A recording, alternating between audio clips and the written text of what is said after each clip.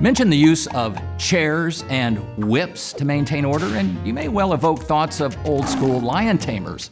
The statehouse, of course, isn't a circus, but when it comes to that multi-ring spectacle known as the Indiana General Assembly, the animal handler imagery is not without metaphorical value. After all, the General Assembly is made up of 150 strong-willed characters, each with a distinct agenda, persona, and constituency. Without a clearly defined leadership structure, chaos would almost certainly reign. In the House of Representatives, the undisputed ringmaster is the Speaker. Every 2 years after Indiana's legislative elections, House members choose one of their own to occupy this all-important post. Besides serving as the de facto leader of the majority caucus, the Speaker is the presiding officer of the House, meaning they manage the chamber's formal proceedings. The Speaker also decides the makeup of legislative committees, appoints the chairs of those committees, and determines which committees will consider which bills. On the other side of the State House Rotunda, the Senate doesn't have a Speaker per se, but it does have a largely equivalent leadership position, President Pro Tem.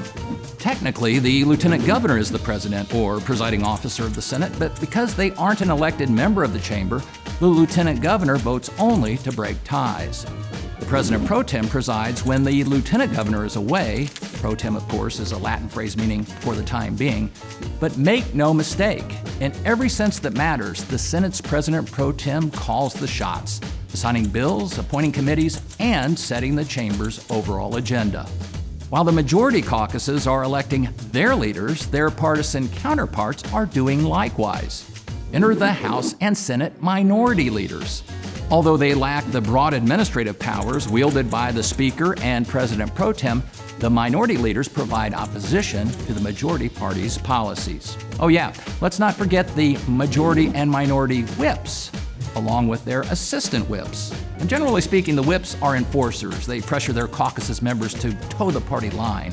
The term derives from British fox hunting, where a so-called whipper-in is responsible for keeping the hounds from wandering away from the pack.